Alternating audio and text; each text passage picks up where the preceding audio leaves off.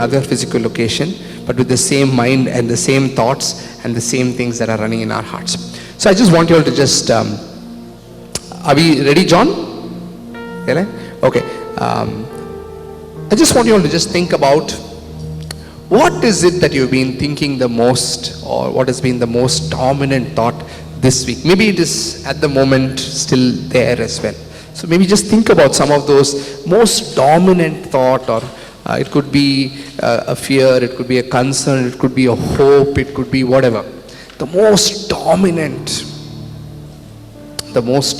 dominant thought that's been running in your head.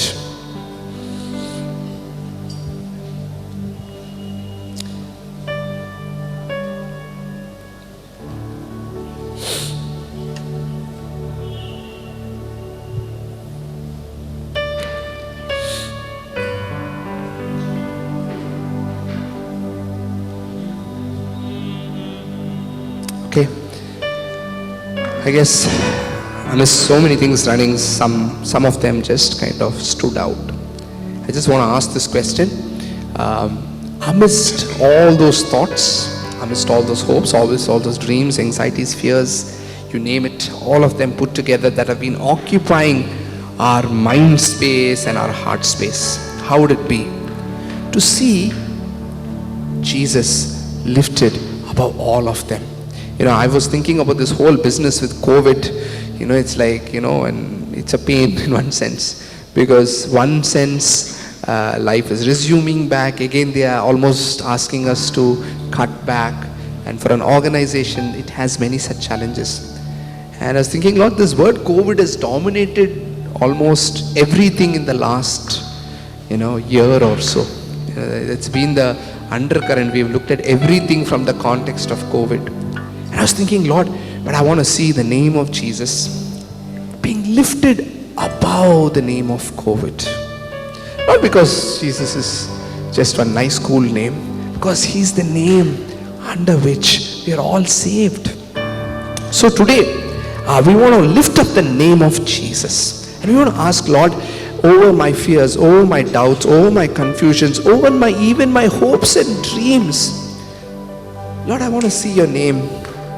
I want to see you exalted above them. What is the beauty of exalting things above? The one that is exalted the most is the one from whom we find joy and pleasure. If you're going to get a promotion today, rest assured that's the thing that's going to be driving your joy and pleasure. If you're going to meet your boss for a difficult chat, rest assured your fear and anxiety is also going to come from that. And I think it's due His place for Jesus to be right at the top of all things. Yeah. So would you just like to just stand up? Maybe we can all just pray together. Pray together. And we're going to sing this lovely song. Yeah. But just let's join our hearts together and ask the Lord for this. What do you feel? Do you feel it's the right thing? I feel, Jesus, I want to see you lifted up. Yes. Lord, I want to find joy in you.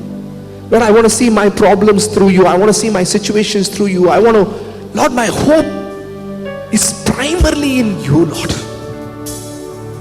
And when that is true, amazingly that doesn't change.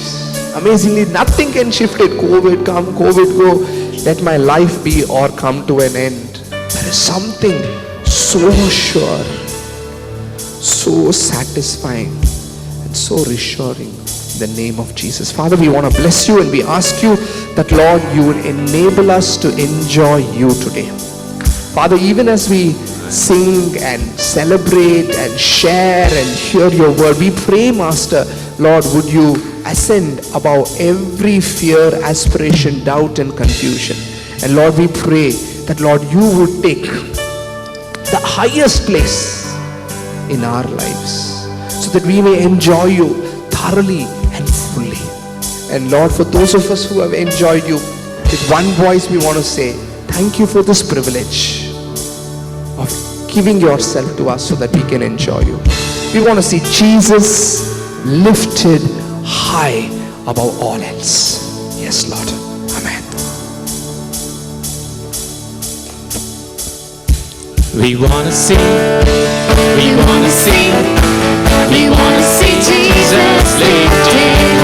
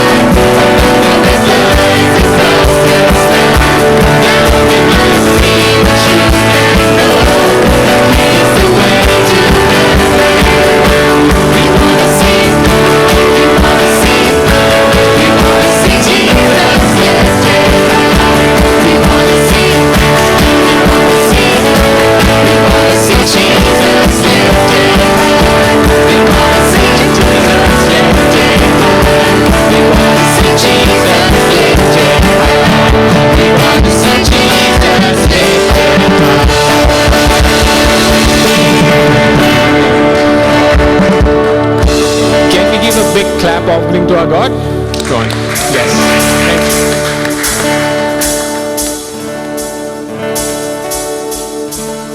Just want to read from Isaiah chapter 6, verses 1 onwards.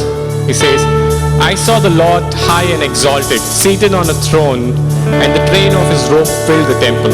Above him were seraphim, each with 6 wings. With 2 wings they covered their faces, and 2 they covered their feet.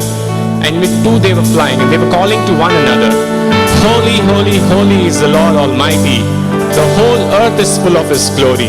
And I'd ask each of us, as the angels sang, let us also sing to God that he is holy, holy. Why don't we look to the person on to our left or right and say, Holy, holy, holy is the Lord Almighty. The whole earth is full of his holy.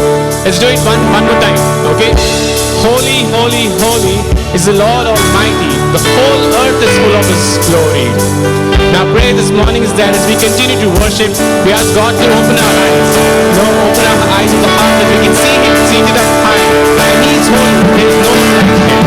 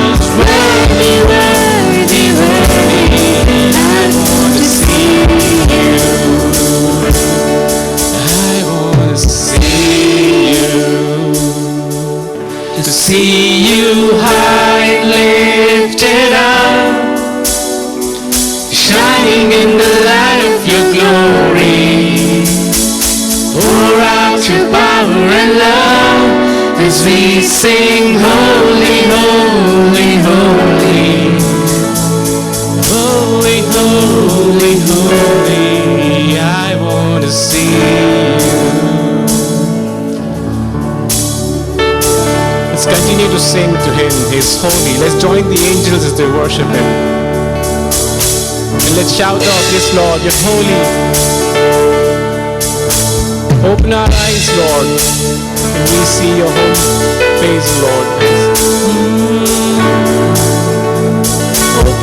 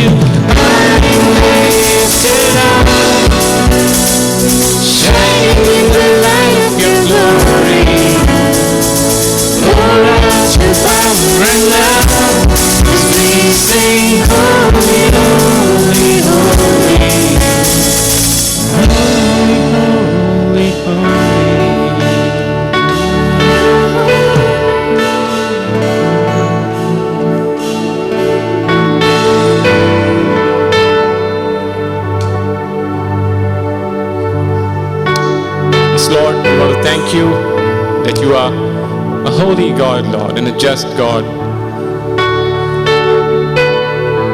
And you're seated high above, Lord, even now, above every situation and circumstances, Lord. Your name is seated high, and you are in control, Lord.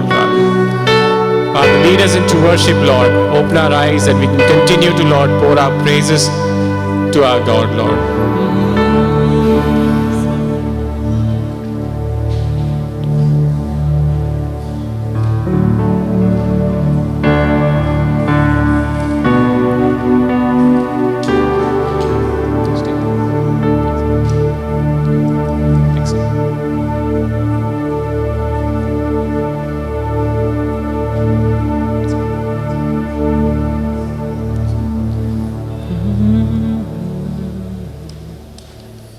Create in me a pure heart, O God, Yes, Lord. and renew a steadfast spirit within me. Do not cast me from your presence or take your Holy Spirit from me. Restore to me the joy of your salvation and grant me a willing spirit to sustain me.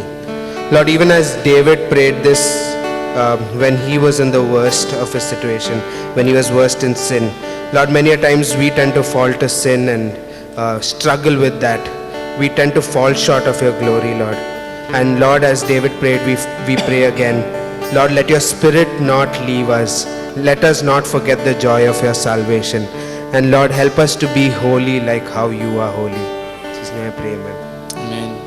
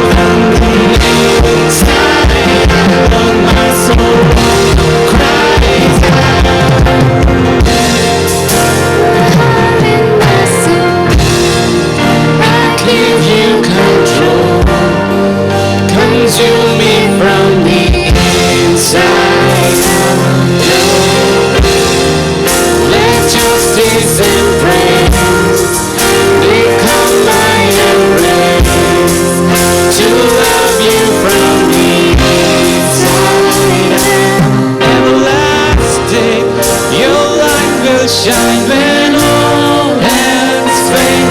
Never ending, your glory goes beyond all pain. Everlasting, your light will shine when all else fade. Never ending, your glory goes beyond all pain. And the cry of my heart is to bring you praise from the inside out of my soul. Cries out from the inside out, Lord, my soul cries out to you.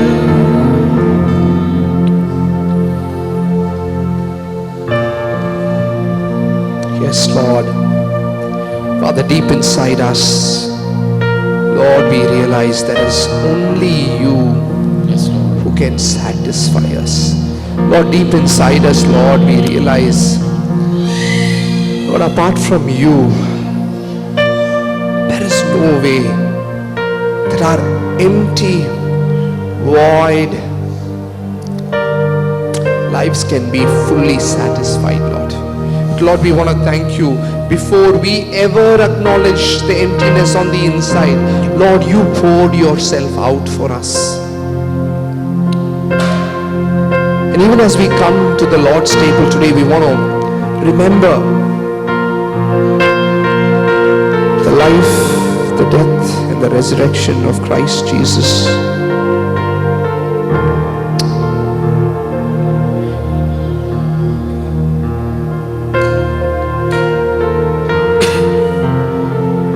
The night which would be his last meal with his disciples, Jesus took what was very common, which was normal in every home during his time. He took that bread and broke that bread, and giving to his disciples, his friends, he said to them, my dear friends, whenever you break this bread, remember my body that will be broken for you. Later, taking the cup, giving thanks to the Father, he gave this cup to his disciples, and he said, my dear friends, you know all about a contract, a covenant. And I want to tell you, I'm going to establish a new covenant in my very own blood. Maybe some of us have heard these things many times. Maybe some of us are just hearing about the body that was broken and the blood that was shed for the first time. Irrespective, my dear friends, I want to just remember that Jesus reminded us to remember that our life is through what he has done for us.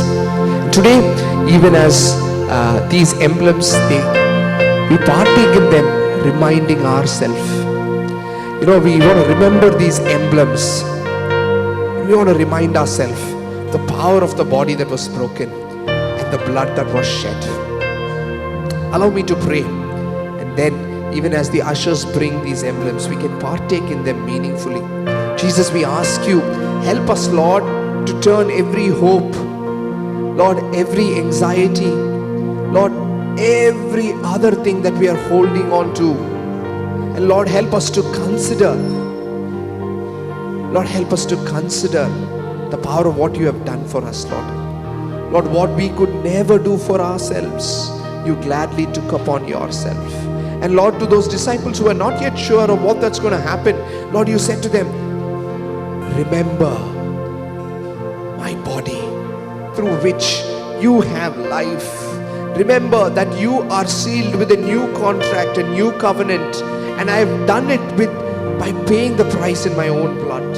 And today, Lord, we want to partake in your body and your blood, and we want to remember that it's all about you, Lord. Our life is not about our strengths and our weaknesses, but our life is about the one who has paid the price and calls us to walk in trust. Help us to do just that, Lord. Friends, if you've accepted Jesus, and if you know what this is all about, This is your celebration. This is your meaningful declaration and proclamation. Feel free to partake in these emblems. But if you do not know what this is about, I would kindly request you all to refrain from these emblems. And if you can meet us at the end of the service, we will be more than happy to help you all partake in it in a meaningful way. Let us celebrate the body that was broken and the blood that was shed so that we could live.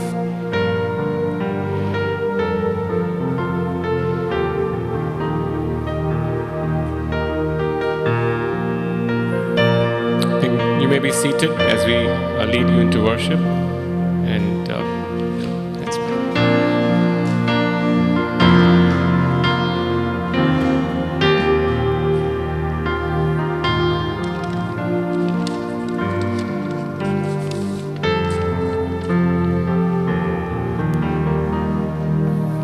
I will kneel in the dust at the foot of the cross, where mercy paid for me, where the wrath I deserve, it is gone, it is gone. Your blood has paid me. I will kneel in the dust at the foot of the cross, where mercy paid for me, where the wrath I deserve, it is gone, it has passed. Your blood has paid me. Mercy, mercy, as endless as the sea. I'll sing your hallelujah for all eternity. We will lift up the cup and the bread we will break, remembering your love. We were fallen from grace, but you took on our shame and nailed it to the cross. Mercy, mercy, as endless as the sea. I'll sing your hallelujah for all eternity.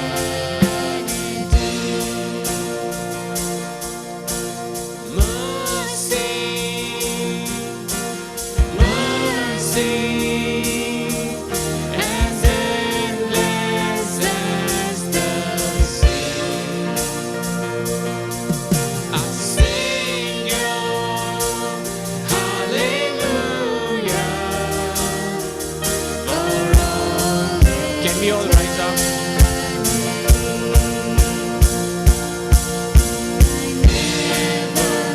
Lose the wonder, oh the wonder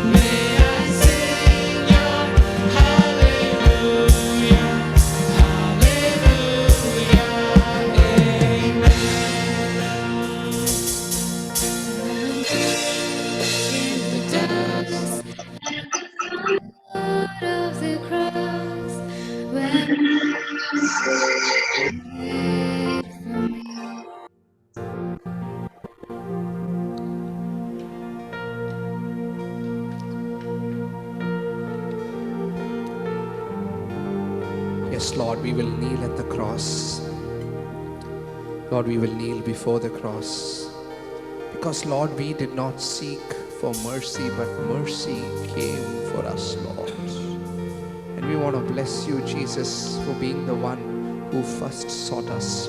Even while we were still sinners, even while we enjoyed what we enjoyed, Lord, you came after us. And we want to worship you. We want to pray. Lord, help us, Lord, to see you in our lives, to see you in and around all things that are happening. We want to bless you, Lord. In Jesus' name we pray. Amen. Thank you, worship team. Thank you for the lovely time of facilitating worship. Please be seated. Sonu, nice to see you. You can come forward, Sonu. Yeah. Yes, thank you. Nice to see some friends after a long time. Lovely having you all here with us, and welcome once again to everybody who's tuned into us online. If you need any help, if you'd like to share something, I believe Edward will be there online, so you could just ping us so that he would be able to connect and you would be able to share. So this time you want to just keep it open, because we have this super privilege, you know. It's not just that we get to write letters to the Prime Minister, but the Prime Minister also writes back to us. That's the rare thing, you know. Anybody can write a letter to the Prime Minister. Same thing is true for us. You know, it's not just that we do things, we sing songs, we do something to God, but He loves to speak to us. How does He speak to us? He speaks to us in our lives through situations and circumstances. Sometimes you would have had people come here and share, you know what, this was happening and God did this. That's a classic example. And many a time He loves to speak to us through the Word, the Bible. As we are reading it, sometimes God just impresses upon our hearts. And He also loves to speak to us through different ways, through signs and wonders and visions and dreams, you name it. There are so many ways in which God can speak to us. So today I want to just encourage you all. If you feel God has been speaking to you something, or if there is something in your life that you would like to share, which will encourage, edify this whole group, I would encourage you all to come and share. I hope God is speaking to you all many things. But if it is for you or for one individual, I would encourage you all to share it directly to them. You could consult with me. But if it is for something that will encourage everybody, feel free to come forward and share. We want to hear from you. We want to respond to that. That's also worship. And you can be diligent like Nilo auntie over here. Take a book, write it and come. Nothing like it. Thanks, Vinanji. Good afternoon, church. So mostly like I'm in the first service, so I used to tell them good morning. So I'm here, so good afternoon.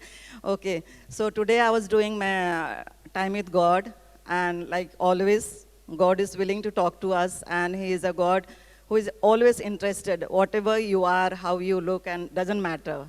He just speaks to us. So like He spoke to me, and I thought it is quite relevant to RG, because you all are calculative people, good in maths and intelligent people, so you can calculate well also.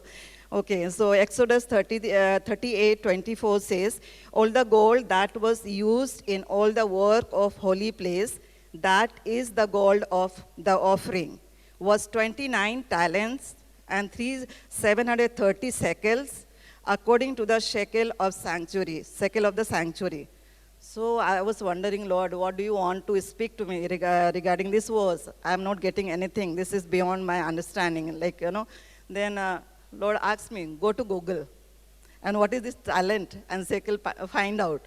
So like, 29 talents and 730 shekels are 131,595 pounds by Dr. Cumberland says. Okay, 131,595 pounds. Okay, so I was like then calculating what is this pound and all that. I'm not good with that also. Lord, let me transform it into rupees. I am comfortable with that. So that pound says 1 crore 33 lakhs 82,640 decimal 64. So that was the amount of the tabernacle Moses was building. You know, can you imagine that much amount of gold? he collected from the people of Israelites, and he was building the tabernacle.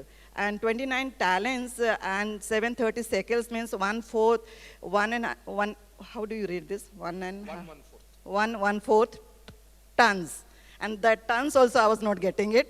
So again, 1 and 1/4 tons is 1,133.981 kg. So that much of kg of gold was used to build the tabernacle. And people, priests, they were allowed to enter the tabernacle and to worship God. And here we are, paying nothing, just coming into the presence of God, paying just nothing. Only we are coming into the presence of God. Are we willing to come to God? He's a mighty God whom we serve. And he is so easily available to us, no matter whether it is in the church or at home or whether in the cell meeting, he is available without any cost because he has paid the full cost on the cross. And second thing, Psalm, as I was reading, Psalm 52 says, "But I am like a green olive tree in the house of God. I trust in the mercy of God forever and ever." So like olive tree, green olive tree, what is this exactly, Lord? Then green olive tree means the one who is vigorous and zealous in righteousness, dwelling close to God in fruitful companionship and unity. So as we are partaking this bread and communion and this thing, then I just felt, Lord, I'm not worthy, but you are interested to dwell in me. So church, I think God is asking each one of us, are we willing to have the companionship with him? He's the best person to have the companionship. Thanks. Thank you, Neelu. Thank you for doing the math, even though it doesn't something. So often we can easily do that. What is this talent, shekel? They were all used in some, before 17th century, before 12th century. What does it got to do? We leave it there. But I think sometimes God asks us to dig. As we dig, he speaks. Is there anybody else who would like to share?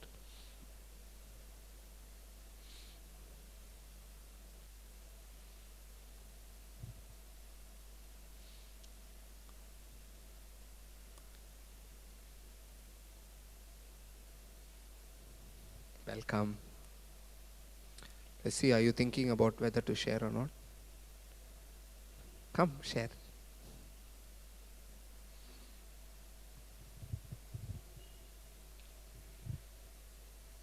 So good afternoon, everyone.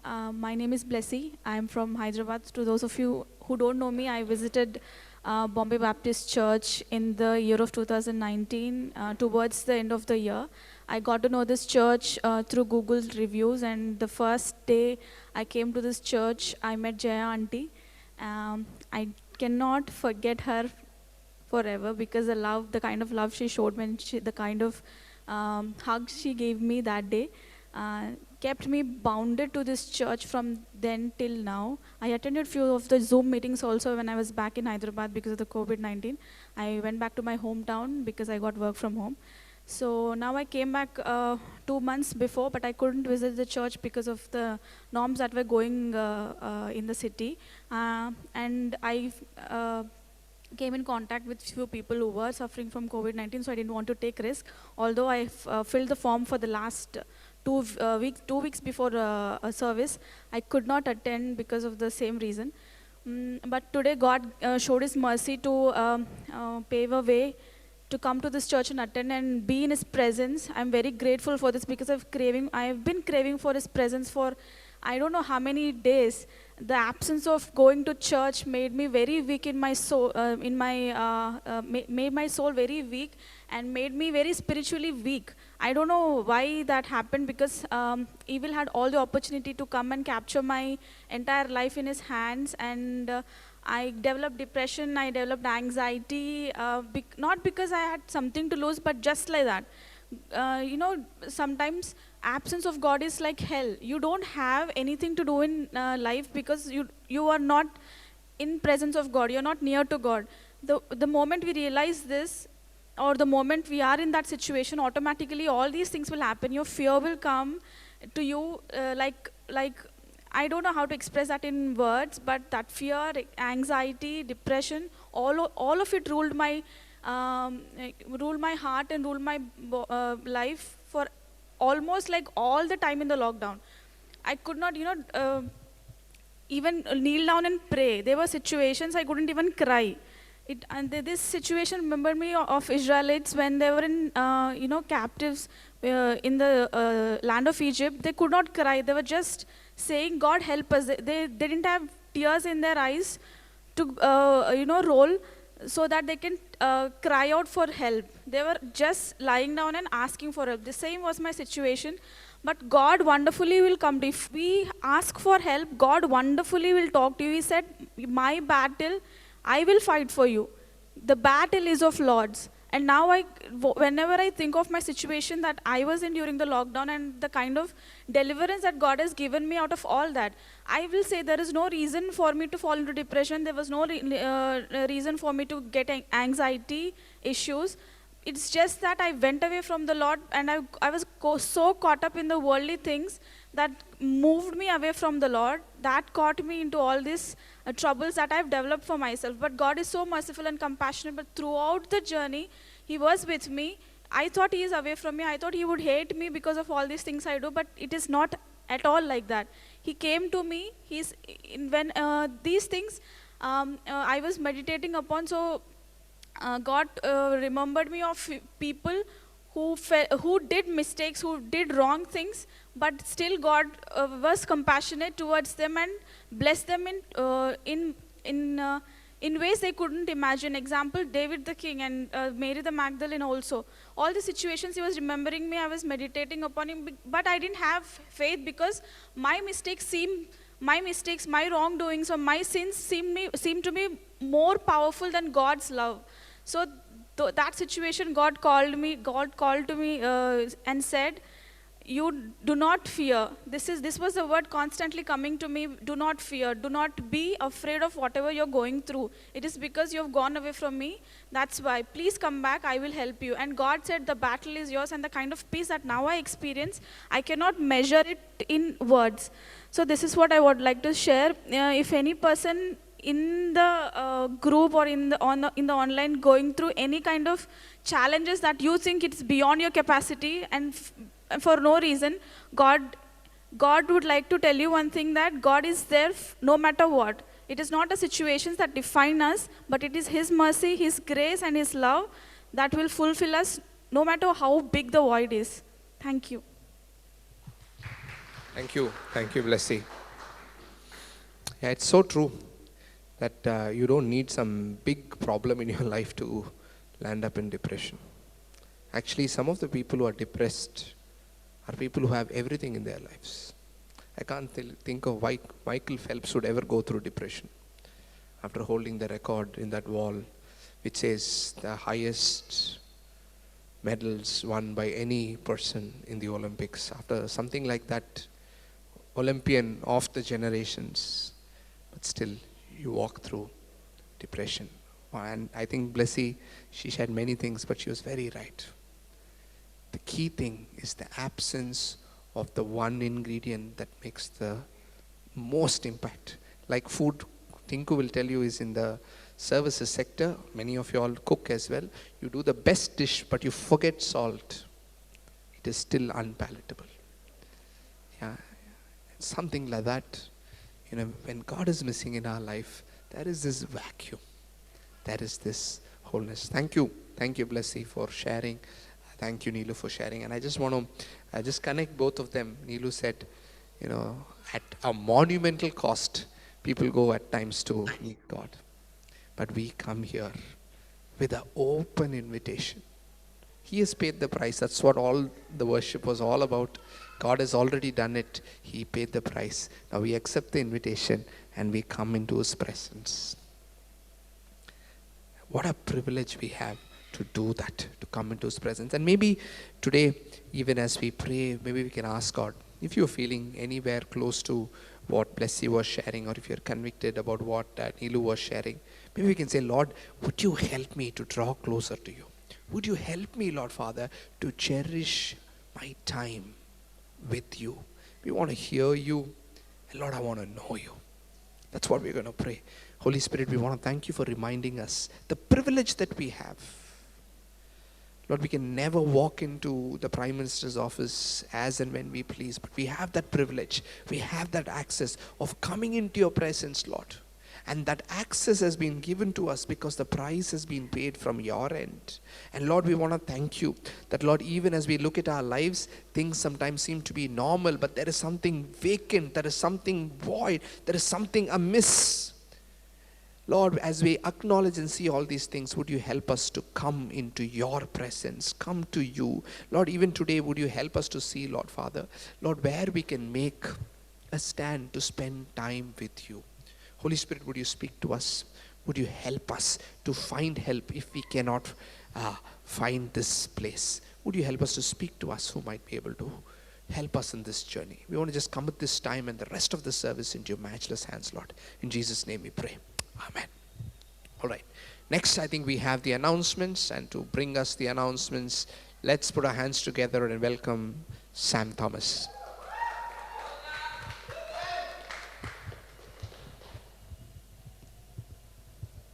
Yeah. Hello, everybody. Good afternoon. Are you all excited to be here? I don't hear any noise. Yes. All right.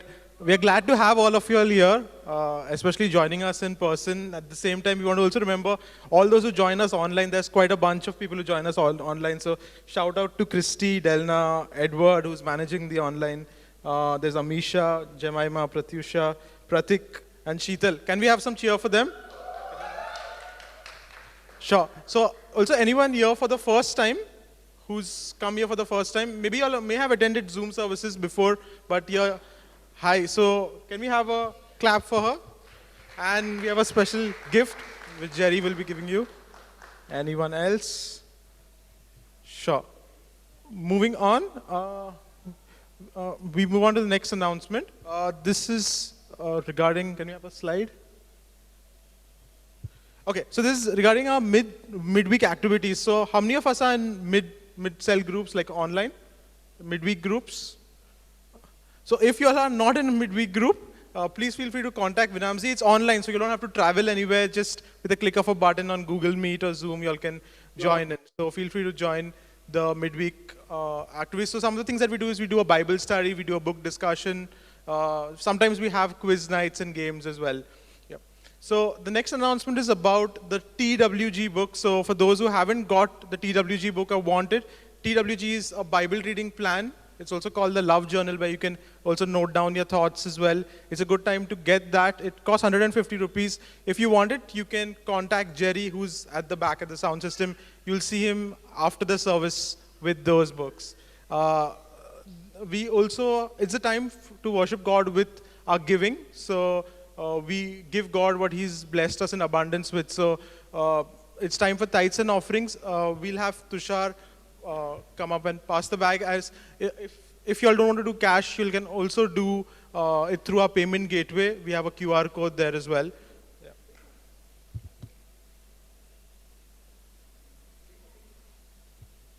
Yeah. So we'll move on to the next mid-service activity. To do that, can we have a loud cheer for Joella?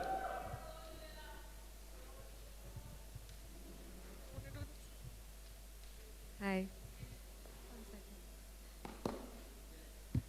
Okay. Hi. So today we're going to play bingo, because when we play Kahoot or Mentimeter, only Pratik, Isha, and Edward end up winning. So today we're going to play bingo. Okay? So can somebody give them pens so that we can draw the... For those online, you all can go grab yourself a piece of paper and a pen so that we can start the game.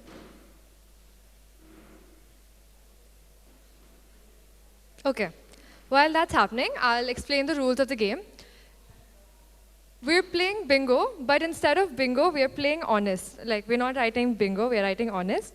So you need to draw 6 columns and 6 rows. So that is 6 vertical lines and 6 horizontal lines, okay? And randomly allocate numbers, so from 1 to 36. So each box is supposed to have one number. You have 3 minutes to make that box, okay? Please do that fast.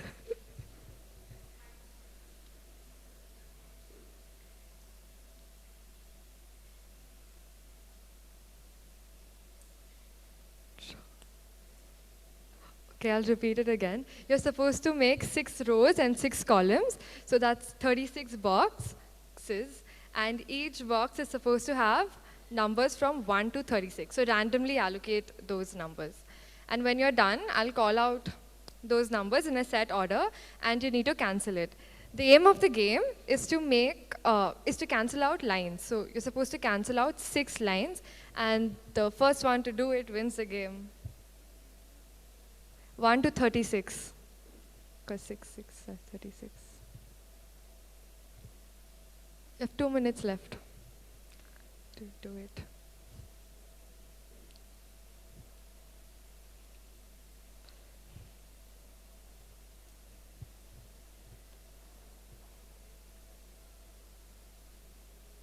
I think y'all should hurry up because we don't have time.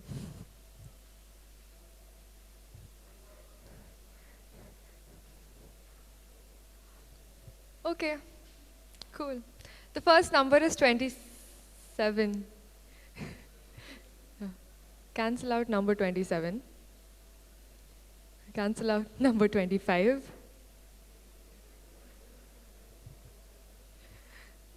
Cancel out number 33. Okay, numbers are 27, 25, 33, 18, 1, 14, 23. Oh, if you're done, you can come and tell me, okay? 31, 10, 15, 26, 21, 32, 2, 5, 4, 35, 13. You have to come here. What done you're doing? Come.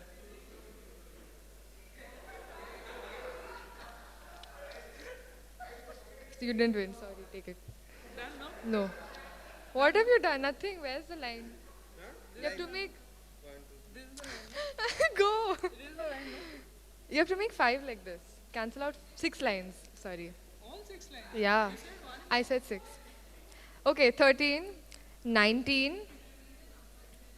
Okay, the numbers that are done are 27, 25, 33, 18, 1, 14, 23, 31, 10, 15, 26, 21, 32, 2, 4, 3, 35, 13. The next number is 19, 9, 24. Are you all not done? Guys, 6 lines. What is this 1 1 you're like getting me? I said 6. No. Yeah, honest. You.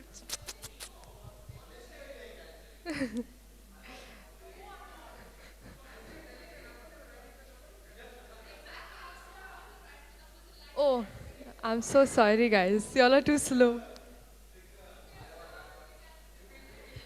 Okay, I'll repeat it. Huh? Okay. Okay, I'm going to repeat all the numbers again. Numbers done are 27, 25, 33, 18, 1, 14, 23, 31, 10, 15, 26, 21, 32, 2, 5, 4, 35, 13, 19, 9, 24, and 8. Okay? Yes, 8 is all. No. Huh? Yes. No, guys, I'm not repeating it again. 24, 8, 17, 30. Yeah. Okay, I'm going ahead. You're done? Show me. Yes. Beautiful. I see a winner. Can I have your pen? She has 6 too. No, I think I have. No, one line. I don't want to do this. Okay. 20.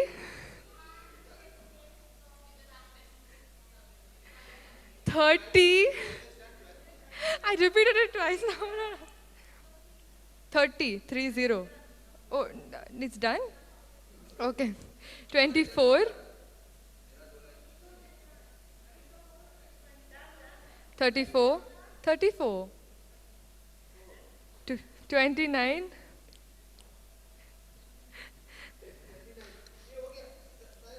36.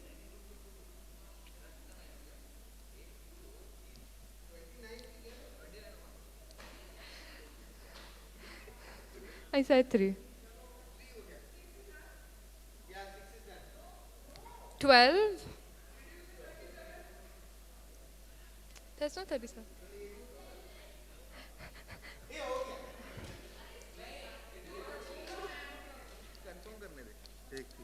One, two, three, 4, 5, 6. Okay, go. Yeah, Sahil wins.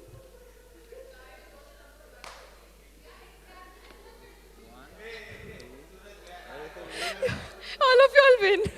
It's okay. 1, 2, 3, 4, 5, 6. Yeah, you win. I'm not kidding, you do it.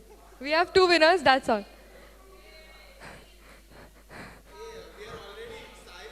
Okay, Sahil and Suraj are the winners. Okay. Okay. Now, I think, 1 second, guys. Okay. The speaker for today is the husband of Dinah, Emmanuel.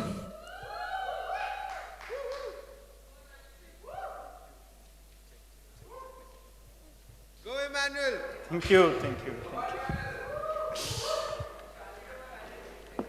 So, let me set this up. Okay. Good afternoon, RG.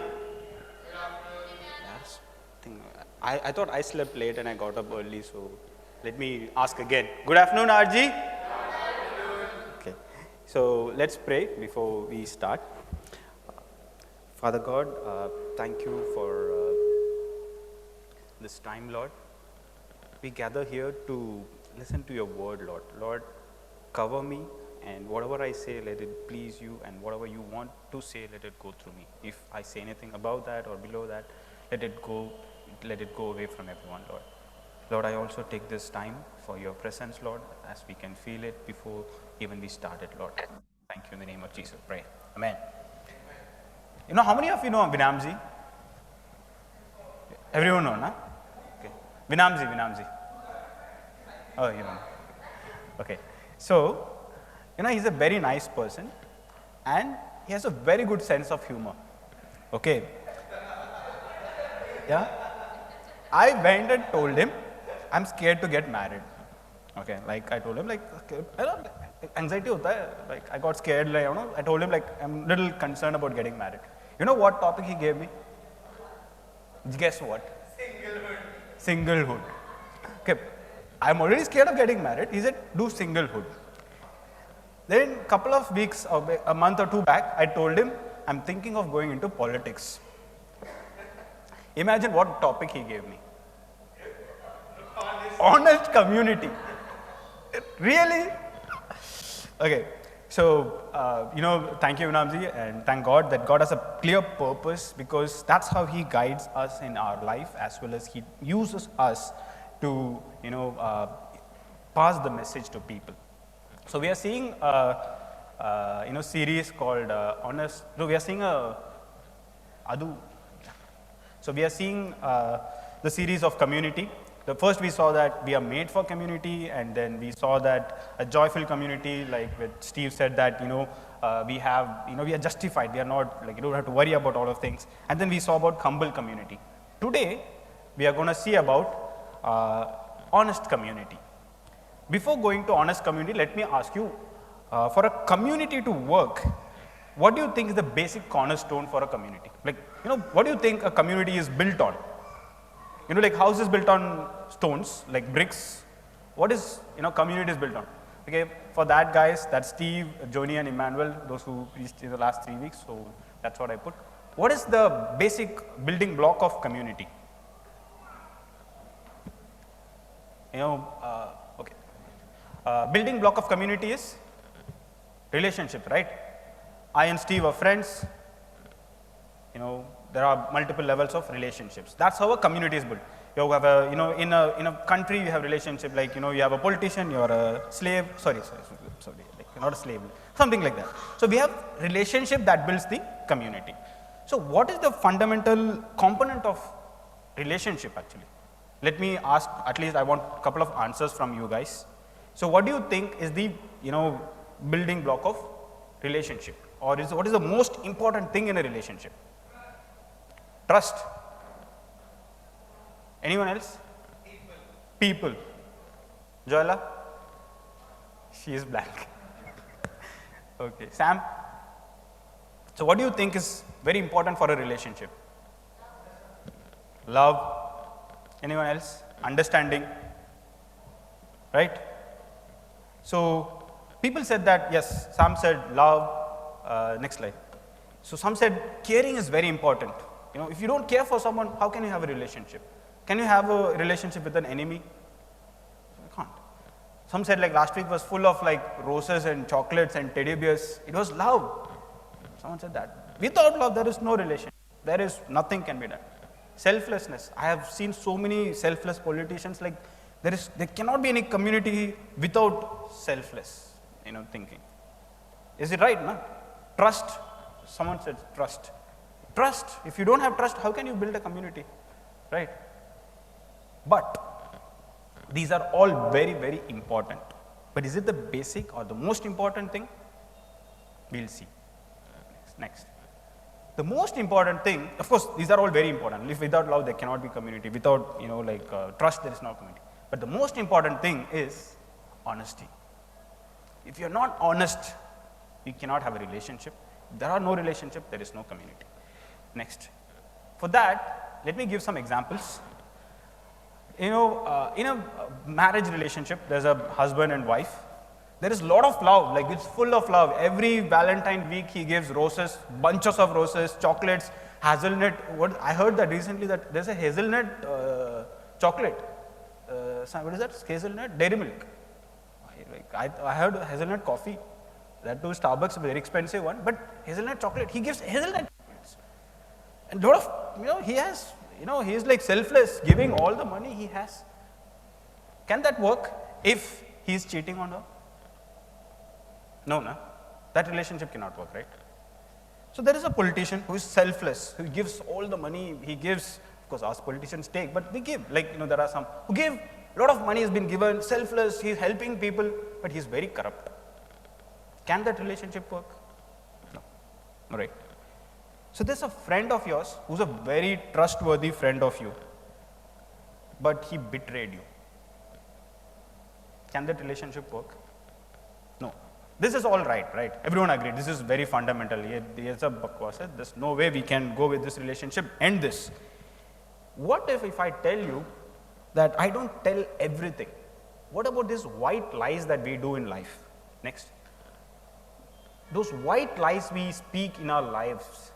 What if I tell you I'm a different person in my office? I don't have the same image what I have with you, with my office people. I'm a very different person. I'm arrogant. Is that okay? You're okay with that, right? Like, I mean, that's chill. Like, being in a community, you have different faces. You put a mask for church, you put a mask for office, you put a mask for family, right? Is that okay, right? Any objections? What about, I don't tell you about my addictions? What about I don't tell you or I don't share anything about that? I'm jealous of someone in this room. Let me find someone who can. What if I tell you I do things so that I can influence you, so that I can manipulate you? Does it sound bad? Now it sounds bad, right? But that's what white lies are. That's what we do. So whilst we understand honesty is the basic component of relationship, are we honest? I was just, we know that relationship cannot, survive without honesty. I was just reading a recent survey, or I think it's a very old thing, 2017-18, they did a study. Maybe it has increased after COVID. On an average, how many lies we tell people? In a day, sorry, don't go for day, per day. Guess a number. Just throw some numbers. I'll just start with you. How many lies we tell a day? In every day, like how many lies we tell people? 50. Okay. 50. Anyone else? Upper bid. Anyone else upper or lower? You can go up, down. Steve? 100 and more. See. 500 each day. I think he's in sales. 400. 200. See, Jerry came perfect.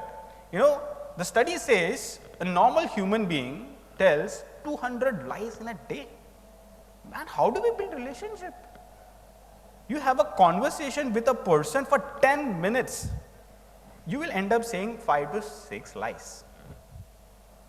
There's another level to it. Have you ever lied to yourself? I have done it myself. On an average per day, we tell 10 lies to ourselves. Why will I tell lies to ourselves? Honesty. That's what we built a relationship. We know that. That's what we saw very first. Everyone agreed. Honesty is the first thing, right? Everyone agreed. No? There's no confusion that we are not going back on that. If we go back on that, we have to go back. Anyone disagree that honesty is not the basic thing? No, no? But then why, this lying to ourselves? If I talk to Steve for 10 minutes, I'll be telling 6 lies. One of the things that study at the end of it, they covered that we were so worried about being known as our own self. We were so concerned that my own self-image, I don't want to be shown to others. So what we do, we hide behind a false image. Next.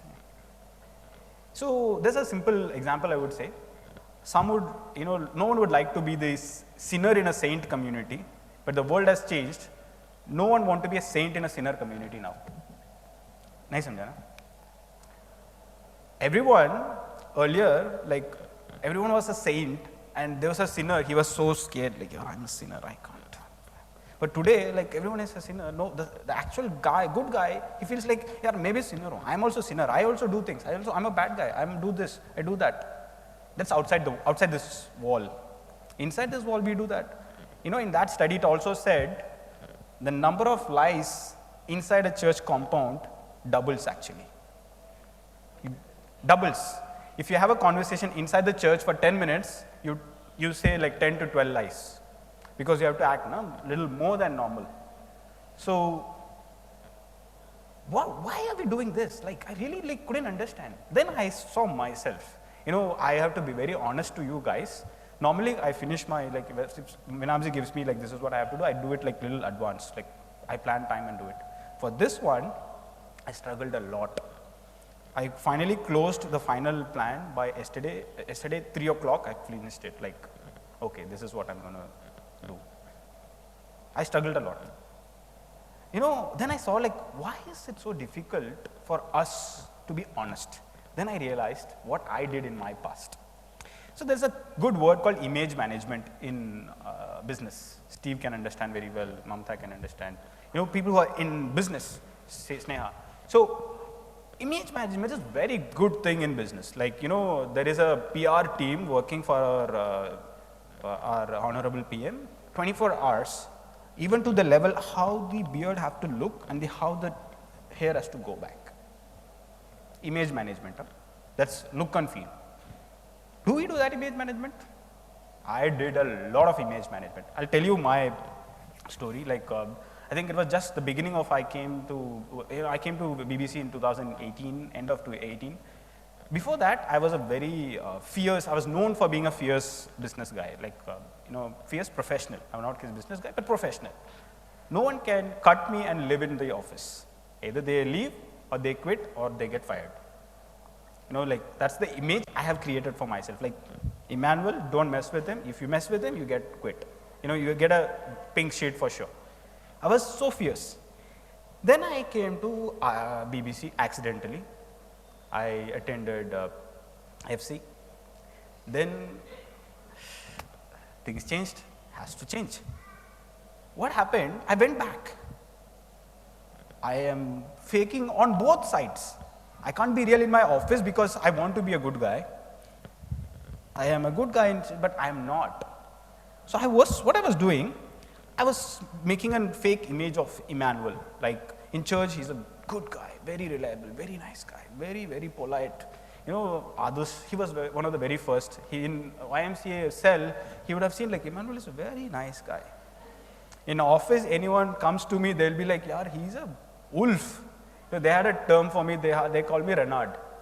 That means like I was learning French as well. So they said Renard means it's wolf in French. They called me the wolf. They were like, he's such a cunning guy. I was creating an image for myself in both angles. I was lying in church. I was lying in office. What happened was, it looks very nice and cozy in the outside, but inside, it's not that cozy. Image management, there's a very simple term, they call it fake it till you make it. How many of you heard that before? See, a couple of people. Fake it till you make it, right? Sounds good. Like, I had heard this in many, many videos. Like, it's kind of motivational. If you can't do it, just fake it. Maybe you will do it someday. It looks all cozy outside, but it has a key problem. Next. So why do we do this image management? To appear in a certain way. Like, we want to look like a person who we are not. I was not a honest guy, but I was showing that I'm an honest guy. I was not known to be I was acting like a different person in different scenarios. But one thing I forgot to understand, it's dishonesty. Next. If I put it very crudely to the audience, it is pure manipulation and lying. It looks very crude when I say it's manipulation. I did it, or I did it in my past, or maybe I do now also. But that is what image management is all about. One big problem with image management is that you can't do it always. One of the thing is like you can't be smart all the time at every scenario. So you always you fall down at some point of time. Christian community is no different in this part. Christian community often on the upper level is such a loving people, such gentle people, such caring people, all this. One of the reasons it remained at that level and never it went deep is because we never accepted our real identity and build our relationship on that. Reason behind, our relationships are built on image management and not on your real image. Next.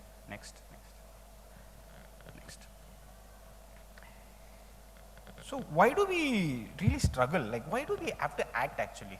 Who would like to act? One of the toughest thing for a liar, remembering all the lies he said. Ask me, I'll tell you. I have a trick to do that also. I learned it. Never tell a pure lie. You have to make an alloy.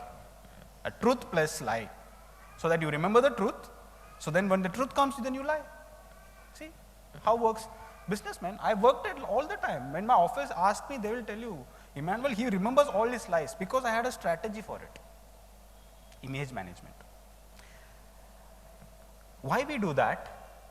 Why I did it? I would really be frank in that. I was so scared. If people see the real Emmanuel, I thought they will not accept me. I thought if they see what Emmanuel is actually in church as well as in office, they will not accept me. So what I did, I started creating I want another identity for Emmanuel. Emmanuel is a nice guy. Emmanuel is very soft spoken. Emmanuel is this. I started creating a bogus identity of myself. Then eventually what happened, I settled down for that identity. I forgot that who I am. I forgot what I do. Like, Emmanuel has a character. God created Emmanuel very uniquely, but I settled down for a fake identity so that I can stay in a community. Is it good? Everyone would say no. I said no. Is there a remedy? Next. What is the remedy for this? The remedy is gospel. I have classes for the Sunday school children. You ask them like any question, the answer will be Bible or Jesus. 6 out of 10 times, the answer will be correct. Okay, it's a fact. Okay, like if you ask any question to the VBS or Sunday school kids, ask them who saved the world? Jesus. Okay, correct. Who died for your sins? Jesus. What God's word is for you? Bible. You say Bible or Jesus, the answer is covered. So I was thinking like, though we said that gospel is the answer, but what did the gospel say about it? So if anyone has a mic nearby, we can go to the next slide and I'll ask someone to read 1 John 1:5-9. Is there anything which gospel, God definitely speaks about, being honest or, something related to that? Let's see like what the gospel says. God is light. In him there is no darkness at all. If we claim to have fellowship with him and yet walk in the darkness, we lie and do not live out of the truth. But if we walk in the light and he is in the light, we have fellowship with one another, and the blood of Jesus, his son, purifies us from all sin. If we claim to be without sin, we deceive ourselves and the truth is not in us. If we confess our sins, he is faithful and just and will forgive us our sin and purify us from all unrighteousness. I'm going to highlight two things. One in 7, purifies us from all sin. Another one in 9, will forgive us our sins and purify us from all unrighteousness. Okay, next. So there is you have created your own identity, but there is another identity which God has given you. That's what gospel says. That identity is not fake. It also accepts your real identity. If an identity which accepts that Emmanuel is himself, like I'm a sinner, it accepts that I'm a sinner, that's a real identity, right? Right? That's what this gospel says. It accepts that we don't have to lie that we are not sinners. It accepts that if you lie about it, it's a lie. It says that you are wrong. It says accept it that you are liars or you are sinners. Next. But he also accepts us as sinners. You are a sinner, that he acknowledges that you are a sinner. Then he says, I don't mind you being a sinner. The next part is the beauty of it. Next. He forgives us and purifies all our sins. He accepted that Emmanuel is a sinner, okay, all done. Then he said, first you agree that yes, you are a sinner. Then he said, Emmanuel, it's okay, I still agree, you are my son. The third part he said, I cleansed you by my son's blood, I cleansed your sins. So the problem is solved. Next. Is it solved? Like we have the identity, like God-given identity. The problem is solved, right? As per things, the problem is solved. But then why is it so difficult to be honest? If this is God-given identity, it solves all your problems of bogus identity, fake like image management, all things is sorted. Next, why is it so difficult to be honest? Let me just try to, I was thinking of showing a demo, but then the lights are different, so I'll not show it, I'll just say it, I'll act it out. If the entire room is dark, can I walk like this? What will I do? Like I'll be just like falling on the chair, right? Because it's dark, I can't see it. But that is, you are not aware that there's an identity that God has given, God has forgiven, that is darkness. What if there is light, but I choose to I'll be like, can I walk? No, no. No. The third is, okay, there is light, I walk, I see, oh, there is a way, I walk that way. Let me explain what I'm trying to say here. When people don't know there is a God-given identity, that is darkness. You can't see. There was a time in life that there was darkness in our lives. We didn't know that there's a God-given identity. But then there came a time, there is light. We know that God has given us an identity. But we choose to close our eyes and walk. Or we put a blind on our eyes. We have blindfolded us and then we are walking and crashing all the way.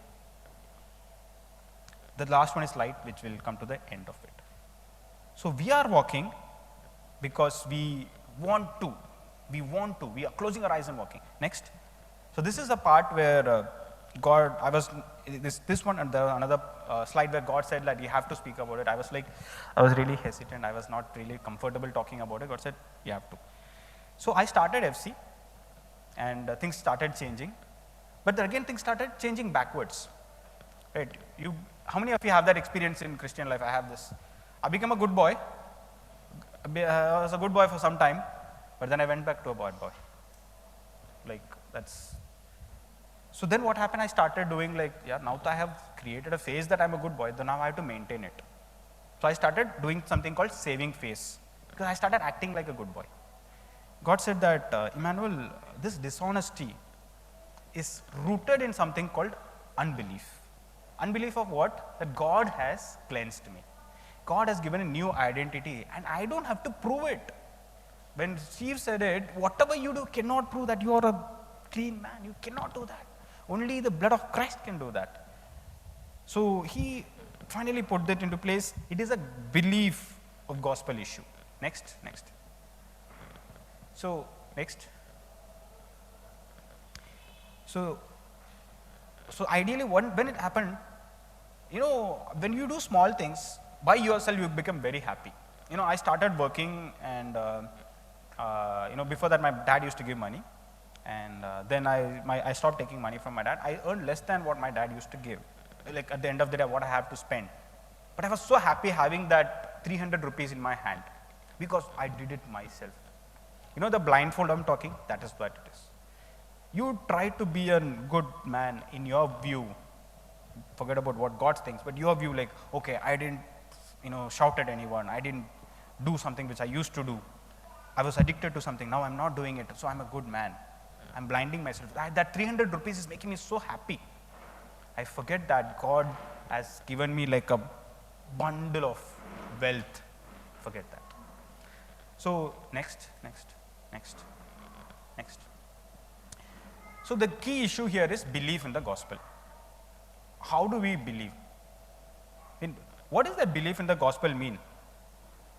So I was yaar, isko to kuch karna padega. Because I can't live with the fact that when something is already sorted, how can I live with it? So I thought let me show an example. Adu, come.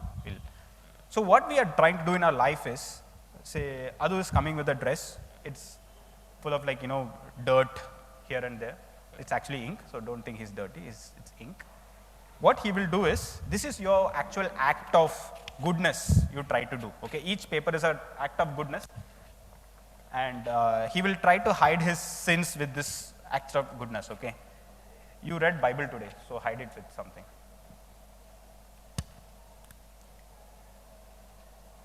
That's not even sticking. Okay, okay. That's how it's going to stick. So you are nice to people.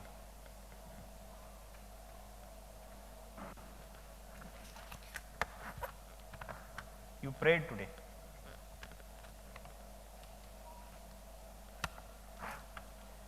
I didn't do the sin which I used to do, which actually, in my opinion, that's my sin, biggest sin I didn't do. Is all his sins covered? Is it permanent? No. That's what we are doing with our lives. I'm trying to cover my life, even if I put all these things here, put some more here. Doesn't work. Doesn't work. My good acts, my moving away from sin cannot make me good. But the gospel says God has done something different. God has given a new identity. This is your identity. This is how you are making it with your image management and all your fake management. But God has done something different. He has given a new identity. Just sorry, his identity with hands. Okay. Now, can you see any of the bad things? No?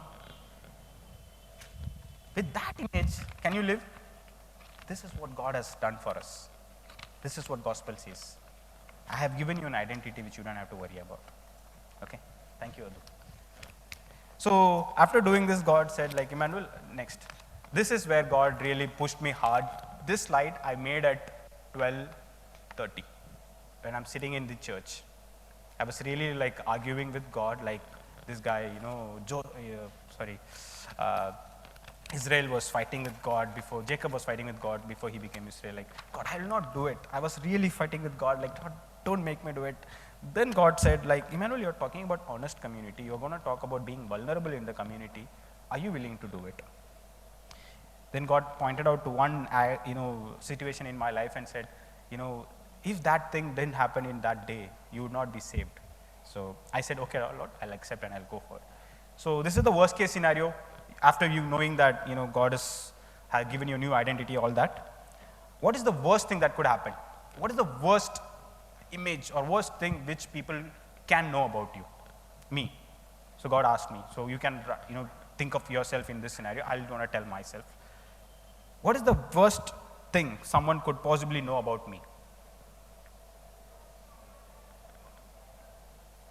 God said, like, I was addicted at some point. I was depressed and I was addicted. I could not move out. Maybe you are thinking that I am unsavable. I am like, no one can save me, bring me out of this. But God in his own wisdom, and he has his ways. What if, the next question is, what if everyone in the church knows that you have this problem? What do you have to lose in that? Next. Maybe you will lose two things. One, like everyone will see, yaar, Steve, arre bhai, you don't know his story, huh? He was a full churchy, he was a addict, he was, huh? You got to tend to lose that. But before that, you had another image, like Steve was a guy who was, sorry Steve, not Steve, like Emmanuel. Okay, Emmanuel was a good guy, like he was praying, he was helping others, like, and he was also acting righteous, like, hey, don't do that, this is wrong. You tend to lose that also, right? These are the worst thing that can happen, right? What people will say, Emmanuel, arre yaar, Emmanuel, don't send your kids to him, huh? If you are taking Sunday school, don't send the kids. He's that guy. You can lose that. What is image? Second is, you lose your self-righteousness. These are the only two things you can lose. I was fighting with God that I'll not talk about it, but then God said, you have to. Now, come back to this. After knowing God has given you a new identity, and you believed it. There's a good example for belief. 2014, someone said that your account will have 15 lakhs. I keep checking my account, but unfortunately, money never came. I got loan of 15 lakhs, but not money in 15 lakhs. Belief, let me ask you. If I tell Steve, in your account there will be 15 lakhs, and he goes and he checks there is 15 lakhs, can he believe? You will believe, no? What did you do? I told, what you did? Checked, right? God said, I have cleansed your sins. Can we check? Can we check? Answers? Yes. Have you ever been dishonest with God? Can you be dishonest with God? No, no. He knows everything in and out, right? He said that I accept you as a sinner. He said that I know you are a sinner. He said that I'll clean you as a sinner. Every time I go to God in prayer, I check my balance. What God said is 100% true. He accepted me every time I went in prayer. He said, Emmanuel, I know you are a sinner. I accept you that you are a sinner. Still I clean you, Emmanuel. Can you check the balance? Next time when you go to prayer, when you kneel down, check your balance. What gospel says is true or not, right? So when you start believing, so once you check and you believe, what will happen, first thing, internal change. We realize that we are accepted as we are. I don't have to worry, I don't have to create a new image for myself. I'm accepted, Emmanuel is Emmanuel. First thing, I accept myself. Internal changes.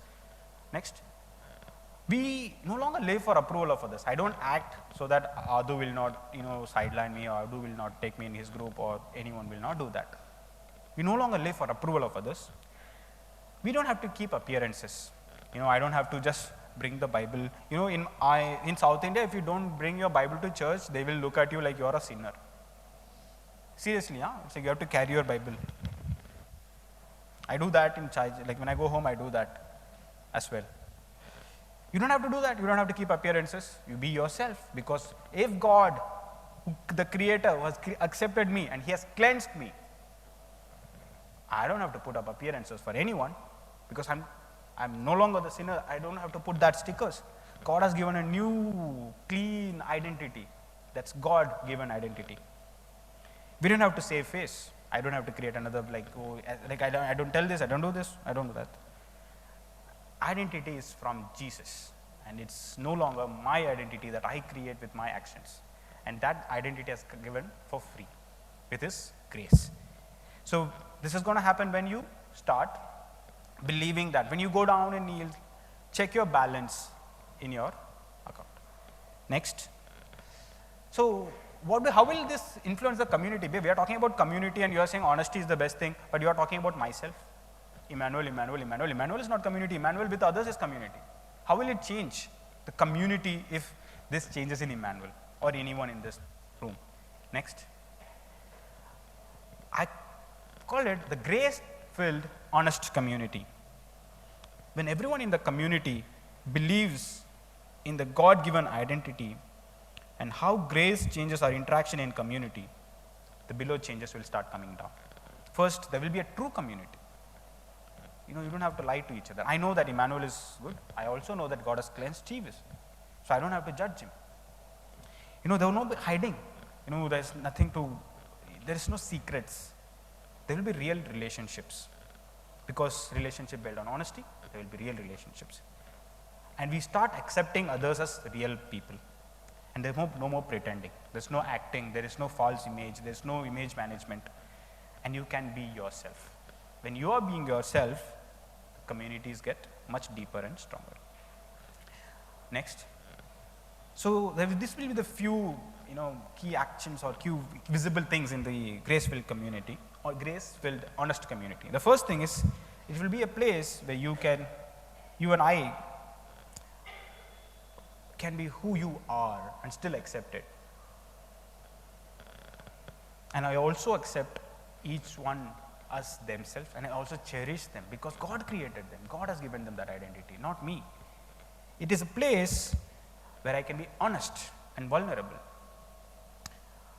If I'm not vulnerable, I could not got the help which I got. If I would not opened up to Vinamsi saying that, Vinamsi, I'm so scared of getting married, I have to deal with it, could I got this sorted out? No.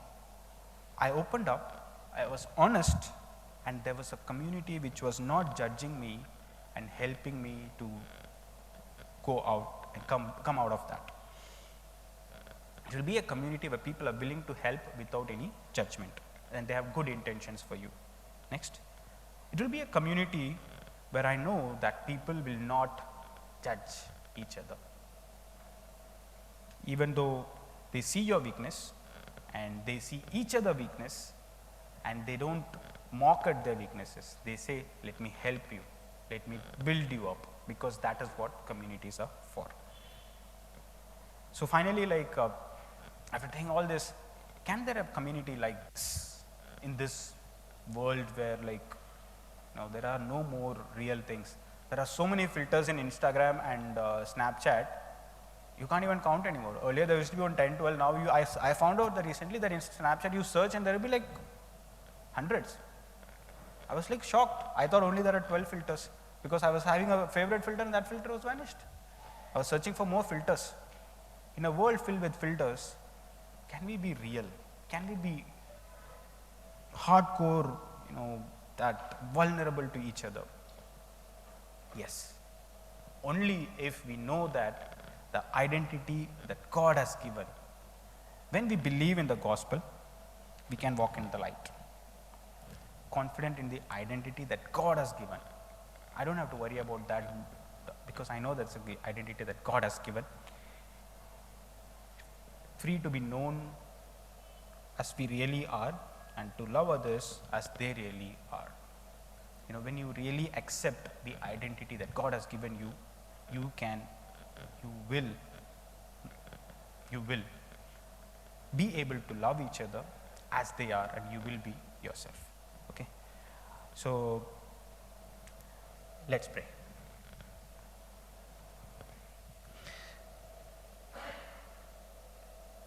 Father God, thank you for helping us to see how we can be an honest community. Lord, first we saw that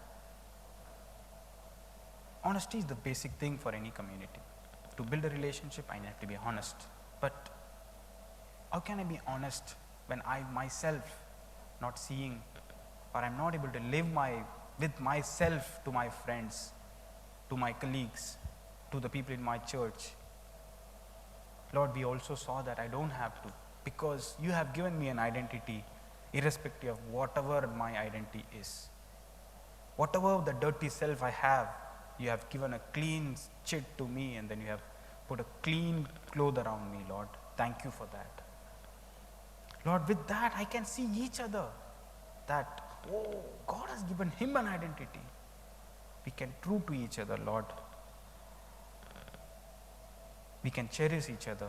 We can help each other. We can be honest with each other. Lord, thank you for giving us that through your grace and by the sacrifices that you have made through your Son, Jesus Christ, Lord. Help us to build that in our community, Lord. Help us to bring that into a world, Lord. We are the light, Lord. When we walk into the world, let them see that these guys are honest. I can be vulnerable to them. They will not judge me. They will see me as me, and then still they love me, Lord. Help us, Lord. Help us, Lord. Help us to be salt in this world, Lord. Help us to be light in this world, Lord, when there is so much darkness, Lord. Help us, Lord. We pray all this in the name of Jesus, I pray. Amen. Amen. Thank you.